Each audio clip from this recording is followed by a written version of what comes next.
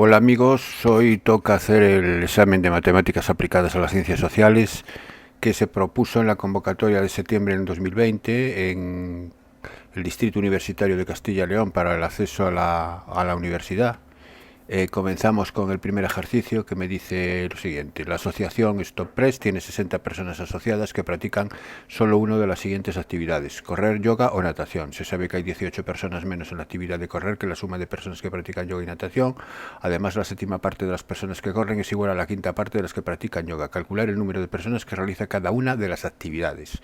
Bien, este es un sistema de ecuaciones lineales donde las incógnitas son, vamos a llamarle X al número de corredores, vamos a llamarle Y al número de personas que practican yoga y vamos a llamarle Z al número de personas que realizan natación.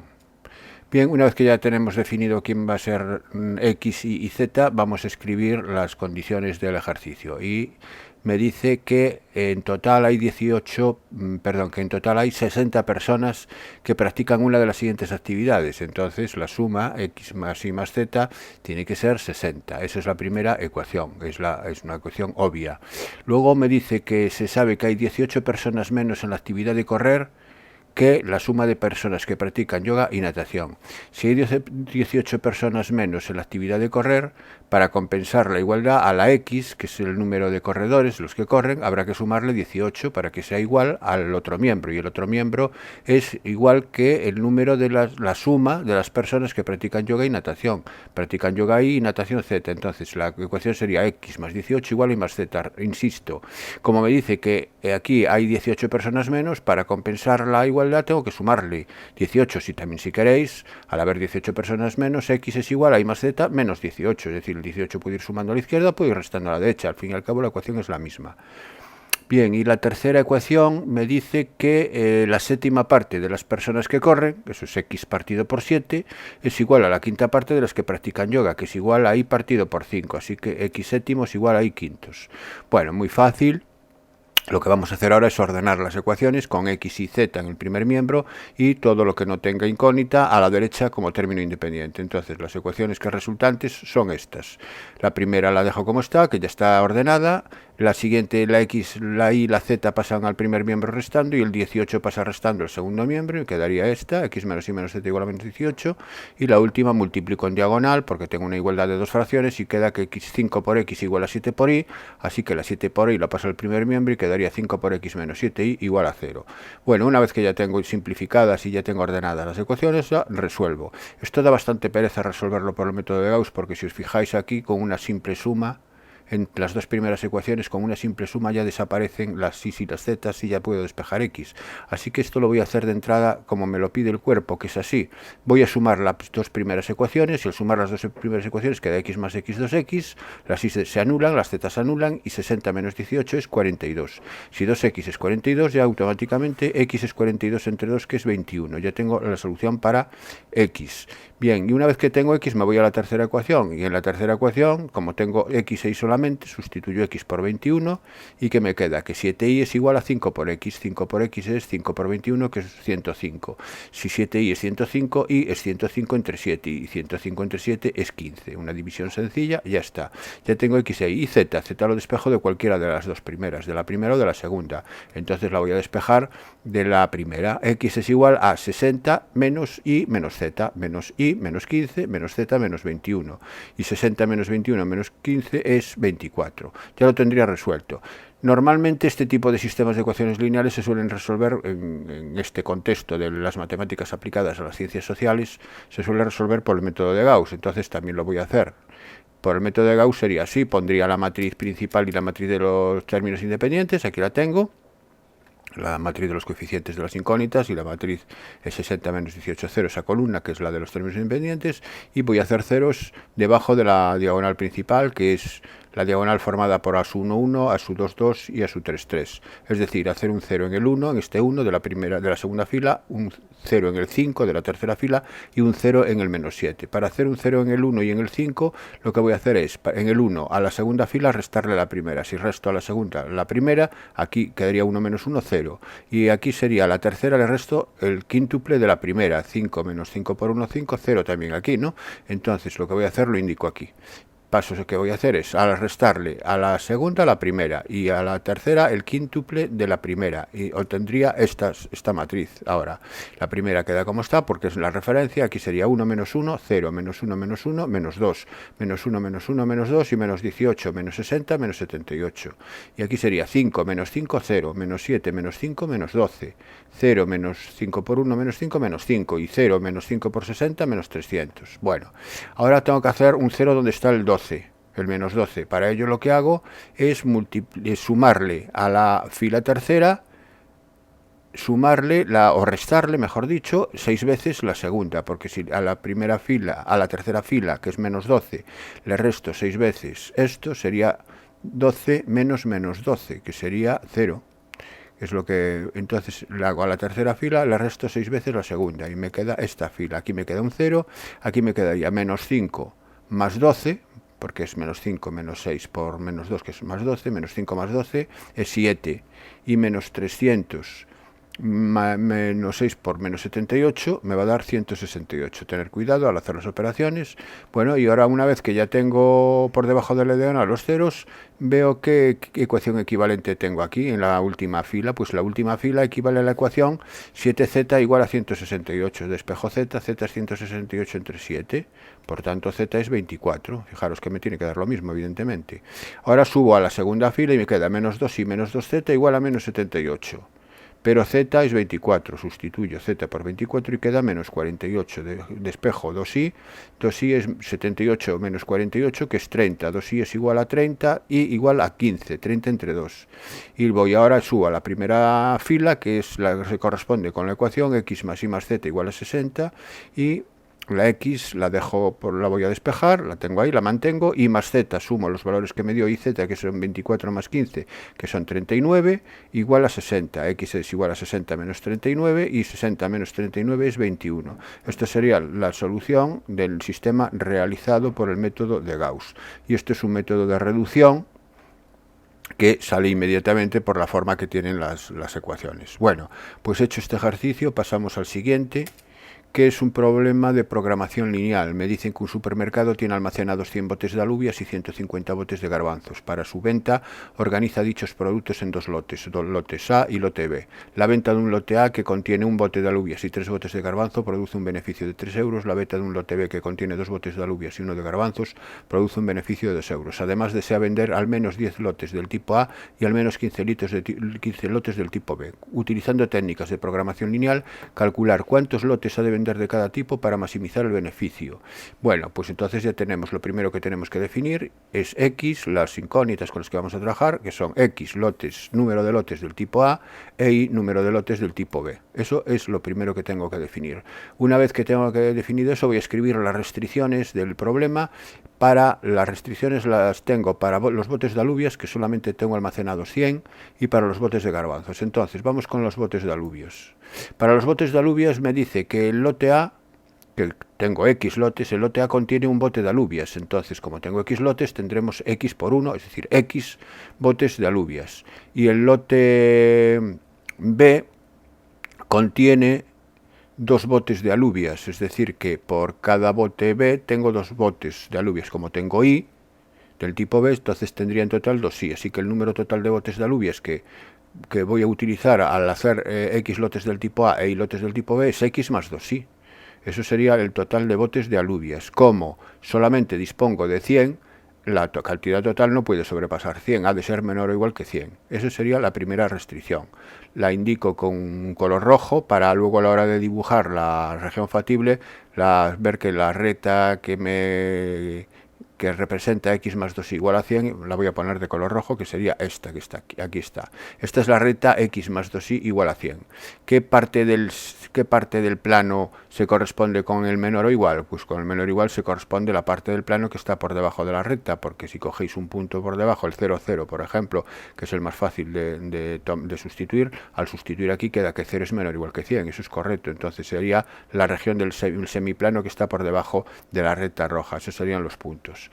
Vamos ahora con los botes de garbanzos. Para los botes de garbanzos el razonamiento es el mismo. ¿Cuántos botes de garbanzo lleva el lote A? Pues me dice que el lote A lleva 3 botes de garbanzos. ¿Y el lote B? El lote B lleva 1 de garbanzos, así que sería 3X ahora más Y menor o igual que el número total de botes de garbanzos, que son 150. Y entonces me genera esta restricción, cuya recta asociada es 3x más y igual a 150, que en el dibujo es esta. En la región del plano que le corresponde a la restricción son todos los puntos que están por debajo de la recta azul, es decir, o a la izquierda, como queráis. Y dejarme esperar, perdonar. Aquí la recta azul, lo que os decía, es la que está a la izquierda, y es que si se solapa con esto, pues tendríamos esta zona limitada por esta semirrecta roja y esta semirrecta azul. Bien, me dice que por lo menos tiene que producir X lotes del tipo A, al menos 10 lotes del tipo A, así que X tiene que ser mayor o igual que 10. X es mayor o igual que 10, dibujo la recta X igual a 10, que la dibujo de color verde, y X es igual a 10, X mayor o igual que 10 sería la zona de la derecha de esta recta, sería hacia la derecha, donde X es mayor que 10. Así que ya voy cerrando la región, ¿no? Y por último, me dice que al menos 15 del tipo B, es decir, y mayor o igual que 15. Y mayor o igual que 15 lo voy a representar aquí, la recta y igual a 15 es esta recta naranja, y mayor o igual que 15 son los puntos que están por encima de ella, así que si se solapan todas las regiones, obtengo este cuadrilátero irregular que está aquí limitado por un segmento verde, un segmento naranja, un segmento azul y un segmento rojo. Eso sería la región factible. Aquí habría que añadir que X e Y son mayores o iguales que 0, pero no hace falta porque implícitamente ya está aquí expresado. Si X es mayor o igual que 10, X es mayor que 0, y si es mayor que 15 también. Es decir, que los puntos son los puntos del primer cuadrante que determinan este cuadrilátero. Bueno, pues entonces ya tengo la región factible, que es esta que está sombreada en azul.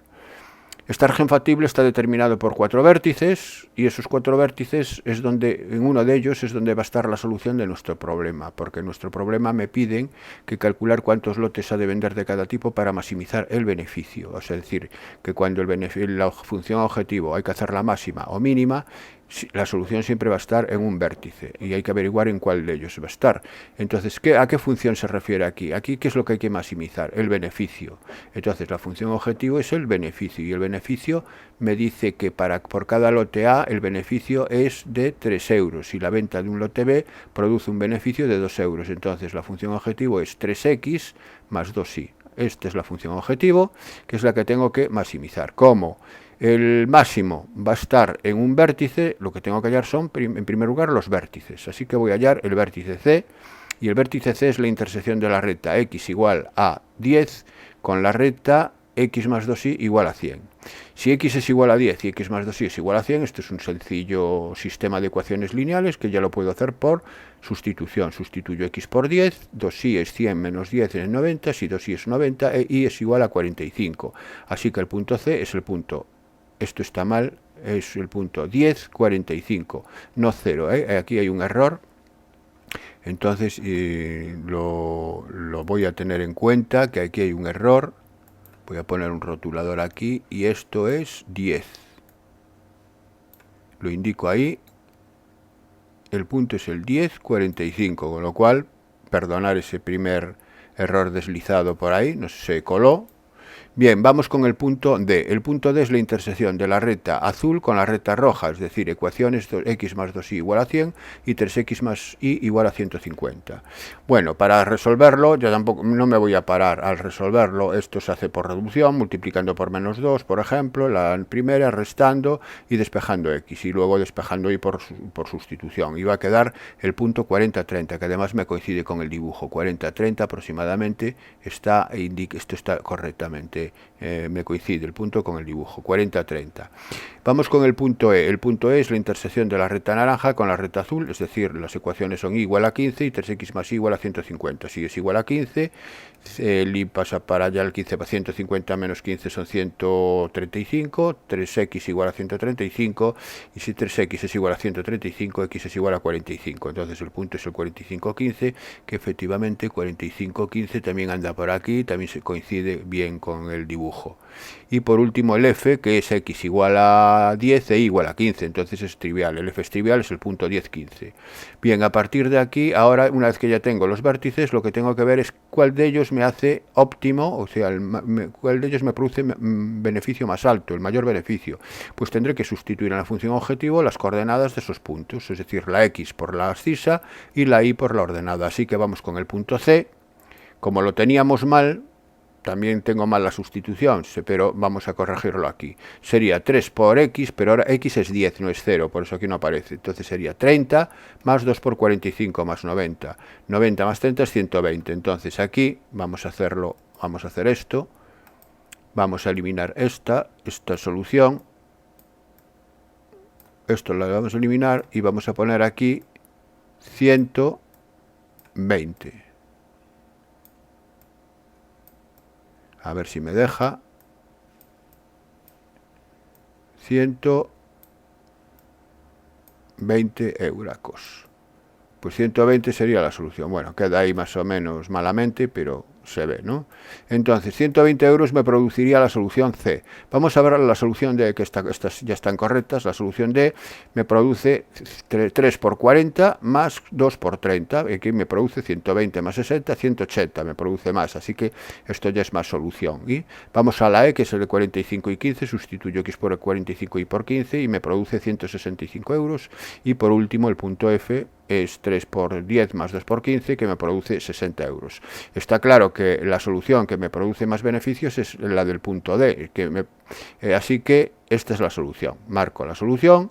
¿Y cuál es la respuesta? A ver, ¿cuántos lotes ha de vender de cada tipo para maximizar el beneficio? Pues ha de vender 40 lotes del tipo A y 30 lotes del tipo B. ¿Y a cuánto asciende ese beneficio máximo? Asciende a 180 euros.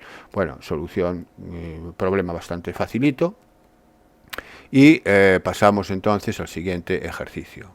Este es un problema de análisis. Se considera la función una función definida a trozos, dos trozos donde el primero es una rama de parábola, el segundo es una recta. En ambos casos siempre hay continuidad en todo R, y el único punto donde me tengo que estudiar la continuidad es en el punto donde cambian las dos ramas, que es en el punto 2. Ahí se puede producir un salto. Entonces tengo que confirmar que para que sea continua, qué valor de m tiene que darle a este valor. Bien, pues para que una función sea continua en el 2, en este caso, que es el punto de cambio, que es el punto donde tengo que estudiar la continuidad, tiene que ocurrir que la imagen en el punto, la imagen es f de 2, tiene que ser igual al límite cuando x tiende al punto. Entonces, ¿quién es f de 2? F de 2 es sustituir x por 2 en la función donde toma valor el 2, que es en menos x al cuadrado más 8, que sería menos 4 más 8, que es 4. Menos 4 más 8, 4. Bien, eso es f de 2. ¿Cuánto vale el límite cuando x tiende a 2? El límite cuando x tiende a 2, como 2 es un punto de cambio, hay que distinguir el límite por la izquierda y el límite por la derecha, porque cuando x tiende por la izquierda, x es menor que 2 y toma entonces la expresión, f de x toma la expresión menos x al cuadrado más 8. Sin embargo, si x tiende a 2 por la derecha, x es mayor que 2 y la expresión que toma la función es x más m. Así que el límite cuando x tiende por la izquierda es la de x al cuadrado más 8. Si sustituyo por 2 me queda 4, que coincide en principio con la imagen. Y vamos a ver el límite lateral por la derecha. El límite lateral por la derecha es el límite cuando x tiende a 2 de la expresión ahora es x más m, que sustituido por 2 me da 2 más m. Como los límites tienen que ser iguales y tienen que coincidir con la imagen, igualo 2m a 4 y m es 4 menos 2, m es igual a 2. Bueno, pues ya tengo resuelto el apartado A. Vamos con el apartado B. Y el apartado B me dice calcular el área delimitada por la función f de x y el eje de las x en el intervalo 0, 1. Bueno, pues en el intervalo 0, 1, ¿quién es la función? En el intervalo 0, 1, la función es menos x al cuadrado más 8, porque 0, 1 son valores menores o iguales que 2 y mayores que 1. Están comprendidos entre menos 1 y 2. Por lo tanto, f de x es menos x al cuadrado más 8. Así que para estudiar el área delimitada tengo que ver dónde corta al eje de las x la expresión menos x al cuadrado más 8. Y para ver dónde corta al eje de las x tengo que igualar a 0 y despejar x. X es más menos raíz de 8, pero fijaros que raíz de 8 es 2 y pico. 2 y pico no está en el intervalo 0, 1. Entonces, quiere decir que en el intervalo 0, 1, que es donde quiero calcular el área, la función no corta el eje de las x. Por tanto, o siempre está por encima del eje o siempre está por debajo. Para saber si está por encima o si está por debajo, lo que hago es tomar un punto del intervalo y calcular f de x. Si me da positivo, está por encima. Si me da negativo, está por debajo. Entonces, ¿qué punto voy a tomar en el intervalo 0,1? Pues tomo un medio, por ejemplo, y calculo f de un medio. Y f de un medio es 8 menos un cuarto. 8 menos un cuarto, evidentemente, es positivo. Entonces, si la función es positiva, eso quiere decir que f de x es mayor que 0 para todo x perteneciente a 0,1. En otras palabras, la función f está por encima del eje de las x en el intervalo 0,1. Así que el área es la integral desde 0 hasta 1, que es la que me piden en el intervalo 0,1, de la función que está por encima del eje, que es menos x al cuadrado más 8, menos la que está por debajo, que es el propio eje, que es igual a 0, ya no lo pongo, ya no le resto el 0. Entonces, esta integral, haciendo la primitiva, es menos x al cubo partido por 3 más 8x, entre los límites de integración 0 y 1, aplicando la regla de Barrow aquí, sustituyo el x por 1, obteniendo menos un tercio más 8, menos, y luego la sustituyo por 0, que como todo tiene x, el resultado de la sustitución es 0. Así que finalmente me queda 24 menos 3, menos un tercio más 8 es 23 tercios. 23 tercios unidades cuadradas, eso sería el área delimitada por f de x y el eje x en el intervalo 0,1. Pasamos al siguiente ejercicio, que también es de análisis. Me dice que la cotización en euros de la criptomoneda Bitcoin en un determinado día del pasado año siguió la función, aquí tengo la función, donde t es el tiempo medido en horas desde el comienzo del día. Bien, vamos a suponer que t va desde 0, las 0 horas, hasta las 24 horas, porque me está hablando de un día, ¿no? Entonces puedo tomar como t ese dominio útil. Bueno, pues entonces defino la función f para t comprendido entre 0 y 24 y me pide que estudie el crecimiento y el decrecimiento. Como siempre, el crecimiento y el decrecimiento, que es la monotonía de la función, se estudia utilizando el signo de la derivada. Así que vamos a la derivada, hago la derivada de la función, que es 2 por 20t, es decir, 40t, menos la derivada de 200t, que es 200, y la derivada de 1000, que es una constante, 0, ¿no? Bueno, entonces, ¿dónde se anula la derivada? Yo voy a estudiar el signo de la derivada. Para estudiar si dónde es positiva y dónde es negativa, primero siempre donde se anula. Y se anula en 4t menos 200 igual a 0. Cuando ocurre esto, t es igual a 5. Es decir, que se anula en t igual a 5. Entonces, este valor crítico, que es donde se anula la derivada, me va a descomponer el dominio, en mi dominio, que es el dominio útil de 0 a 24, en dos trozos, digamos. Uno es desde 0 hasta 5 y el otro es desde 5 hasta 24. Aquí tengo que ver qué es lo que pasa. Estos son los dos intervalos de monotonía. Y para ver qué es lo que le ocurre en el intervalo 0,5, tomo un punto cualquiera del intervalo 0,5, por ejemplo el 1, y lo sustituyo en la derivada, es decir, calculo f' de 1, y f' de 1 veo qué signo tiene. F' de 1 es 40 menos 200, 40 menos 200 es negativo. Si la derivada es negativa, la función es decreciente. Entonces he llegado a concluir que en el intervalo 0,5 la función decrece, o dicho de otra manera, la cotización del euro del Bitcoin disminuye desde las 0 horas hasta las 5. Y desde las 5 hasta las 24, pues tomo por ejemplo el 6 y calculo la derivada en 6. Y la derivada en 6 es 240 menos 200, que es positivo. Así que si la derivada es positiva, la función crece, aumenta. ¿Dónde aumenta? Aumenta la cotización del Bitcoin desde las 5 hasta las 24 horas. A partir de las 5 horas va aumentando. Bien. Me dice cuál es el estudio del crecimiento y crecimiento de la función. Ya está. Pues, bueno, tendría que decir eso, desde las 5 hasta las 5 horas disminuye y aumenta desde las 5 hasta las 24. Entonces ahora me dice, ¿cuántos, el apartado B, cuánto se paga por la compra de 10 bitcoins en el momento de mínima cotización? Bueno, pues aquí ya vemos que si la función hasta 5 decrece y luego crece de 5 en adelante, en el 5, en t igual a 5 precisamente, se produce un mínimo relativo, que además coincide con el mínimo absoluto, porque esto es una rama de parábola. El mínimo de una parábola es, aparte de ser relativo, porque la derivada se anula en él, también es absoluto, porque es el valor más bajo que alcanza la función. Así que ya podemos afirmar que a las 5 horas hay un mínimo en la cotización de del Bitcoin, de la criptomoneda. Bueno, Entonces, si me dice, vale, ¿cuánto se paga por la compra de 10 bitcoins en el momento de mínima cotización? Pues lo primero que tenemos que ver es cuánto es la cotización del bitcoin a esa hora, que es en el momento de mínima cotización. Y lo que vale la cotización del bitcoin es la imagen del 5, es f de 5. Así que calculamos f de 5 y f de 5, si no me he equivocado, sustituyo t por 5 en la función y me da 500 euros. Bueno, como lo que cotiza el bitcoin son 500 euros y yo quiero comprar 10, pues a esa hora tendré que pagar 500 por 10, es decir, 5.000 euros. Eso sería la solución del problema. Bastante facilito también. Y pasamos al siguiente ejercicio, que me dice, es de estadística, y me dice, para ir a clase, un estudiante utiliza su coche el 70% de los días, mientras que va en un autobús el resto.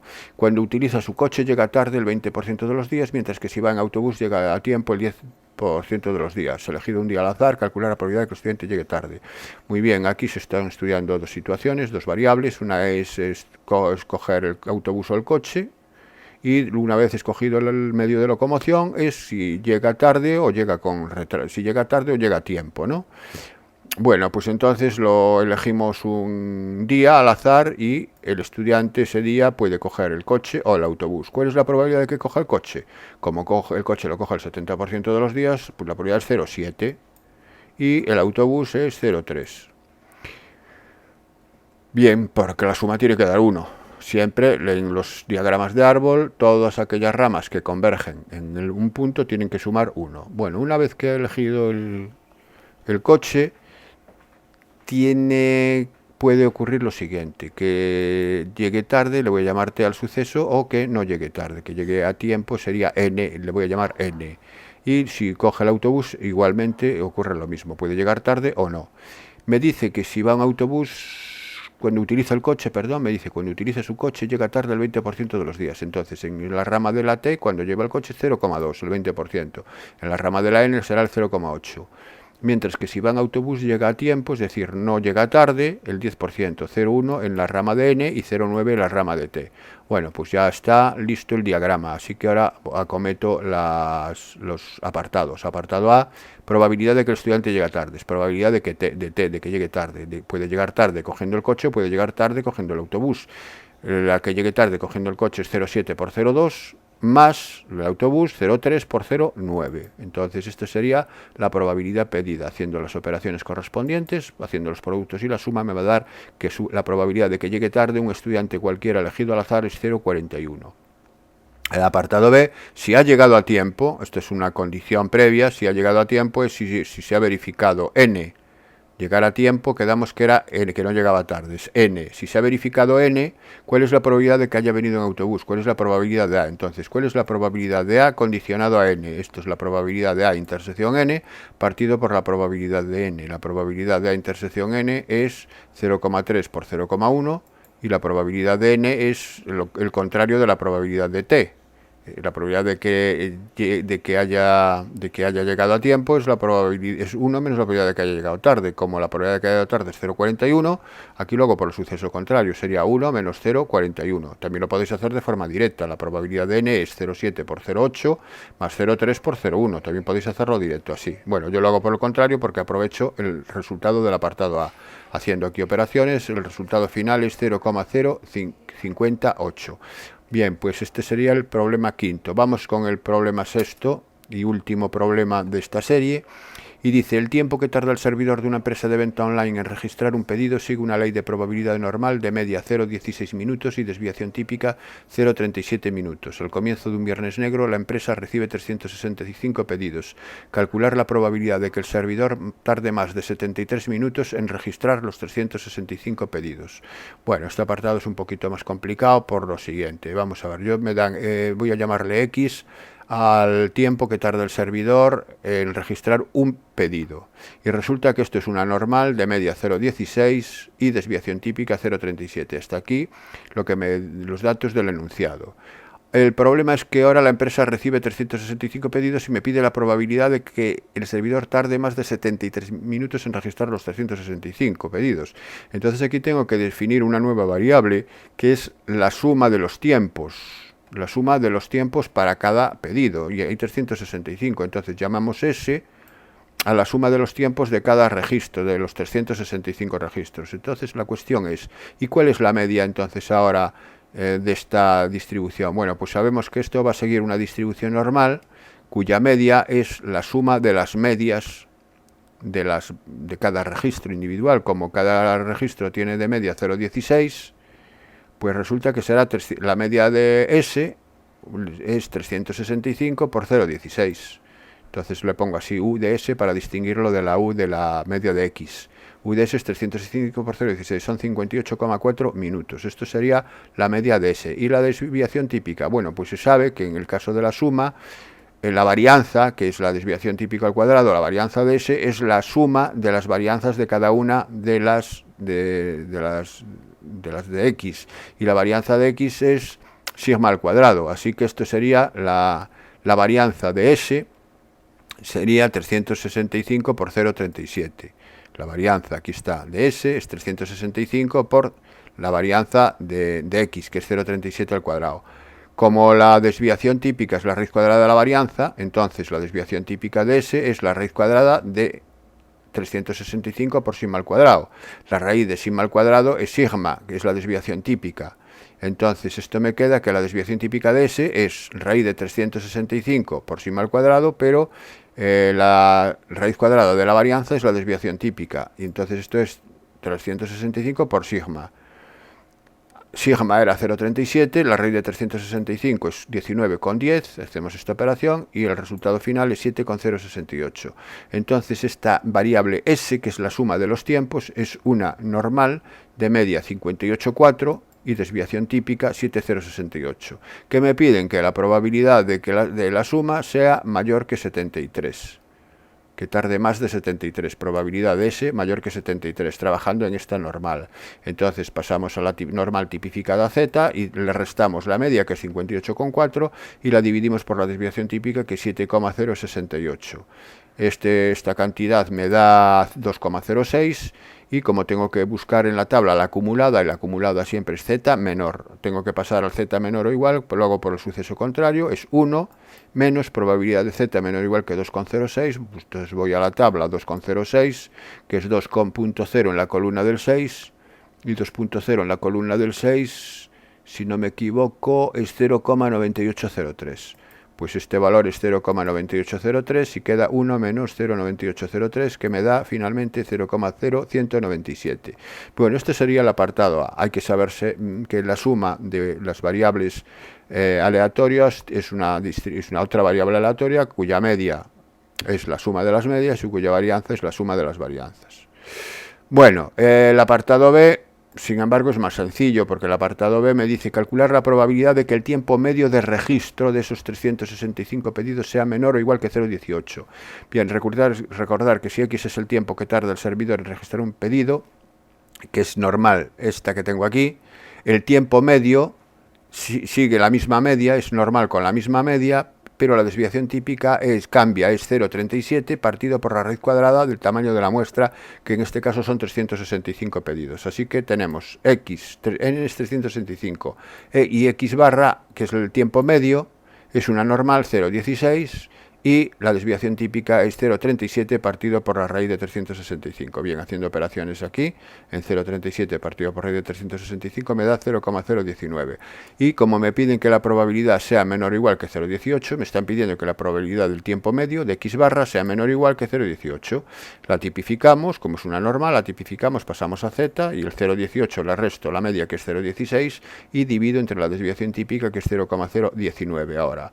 Bueno, este valor de Z me da 1,05 y ya tengo Z menor o igual que 1,05, ya la tengo preparada para buscar en la tabla, y es el 1,0 en la columna del 5. El 1,0 en la columna del 5 me da 0,8531, así que directamente esto es 0,8531, con lo cual ha quedado resuelto el problema. Bien, y estos son los 6 ejercicios. Luego hay finalmente unas cuestiones que tengo que elegir una, que estas son una pequeña chorradilla, para completar, supongo, la nota, y me dice, dadas las matrices A, B y C, aquí tenemos las matrices, y calcular A por B más C, bueno, un producto, y el resultado del producto sumarle C. Bueno, pues escribo A por B más C con las matrices que me dan, y hago el producto primero A por B, y el producto A por B, fila por columna, es 3 más 10, 13. Ese se me da, el primer elemento es 13, y el segundo elemento es 0 por 3, 15. Es una matriz columna, ¿no? Porque esto es una matriz 2 por 2, esto es una matriz 2 por 1. Una matriz 2 por 2 sobre una matriz 2 por 1 me da una matriz 2 por 1, me da una matriz columna que es 13, 15. Al hacer el producto a esa matriz 13, 15, el resultado del producto, le sumo la matriz 2, 1, y al sumar dos matrices del mismo orden, sabemos que la suma es componente a componente, se suman como los vectores 13 más 2, 15, 15 más 1, 16, es decir, que el resultado final es una matriz columna 15, 16. Realmente este es el problema, es muy sencillo. También es muy sencillo el siguiente, dice, calcula el valor de A para que esta función, que tengo aquí con el parámetro A, corta el eje de las X en el punto de abscisa X igual a 4. Si esta función corta el eje de las X en el punto X igual a 4, quiere decir que f de 4 es 0. O sea, ¿cuál es el punto de la abscisa X igual a 4 si está en el eje de las X? Es el 4, 0. Es decir, f de 4 es 0. Si f de 4 es igual a 0, lo único que tengo que hacer es sustituir X por 4 e igualar a 0. Y me queda 16A menos 20X más 4. 16A menos, ¿por qué puse 50? Aquí está mal, perdonar que aquí hay otro error. Esto no es 50, aquí tendría que ser 5 por 4, 20. Aquí metimos la patita otra vez, cuidado, es 20, es un 2. Bueno, no me deja escribir bien. Es un 2, 20A más 4 igual a 0. Bueno, suponiendo que estuviera bien, pues nada, es resolver esta ecuación, ¿no? Lo que pasa es que al resolver esta ecuación, a mí ahora me da mal porque está mal en el 50, pero bueno, resolvemos la ecuación y despejamos A. Aquí me da 2 partido por 17, pero repito, no es correcto porque aquí está metida la pata, pero bueno, lo sabéis hacer. A ver, lo hacemos. Esto es 20, dijimos. 16A menos 20A menos 4A menos 4A más 4. Si menos 4A más 4 es igual a 0, A es igual a 1. Ese sería el resultado. A igual a 1. Bien, y el ejercicio 3, el tercer de la cuestión, la ficha técnica de un sondeo electoral indica que se han encuestado a 1.207 individuos de 18 más años residentes en España. La muestra se ha tomado de manera estratificada por grupos de edad y sexo, con muestra aleatoria siempre en cada estrato. El error de estimación de la proporción de individuos que acudirá a votar en las próximas elecciones es de más o menos 2,8%, con un nivel de confianza del 95,5%. Para esta ficha técnica, identificar los siguientes elementos. Población. Hombre, la población son los individuos de 18 más años residentes en España, de todos los individuos, no de estos, no de los 1.207, sino de todos, eso es la población. Diseño muestral, el diseño muestral es cómo se diseña el muestreo, es decir, el diseño muestral es estratificado, la muestra estratificada por grupos de edad y sexo. El tamaño muestral es 1.207, es el tamaño de la muestra. Y el parámetro estimado, ¿qué se está estimando aquí? Pues aquí me dice el error de estimación de la proporción de individuos que acudirá a votar. Pues ese es el parámetro que se está estimando. Se está estimando la proporción de individuos que acudirá a votar en las próximas elecciones. Bueno, pues eso es la respuesta a esta cuestión. Y nada más deciros que, perdonar los errores que se han deslizado, ese par de errores que son peccata minuta, pero bueno, que están ahí. Y que vuestro profesor siempre va a tener la última palabra en las dudas que os puedan suscitar estos ejercicios. Y nada más, espero haberos ayudado y hasta el próximo vídeo.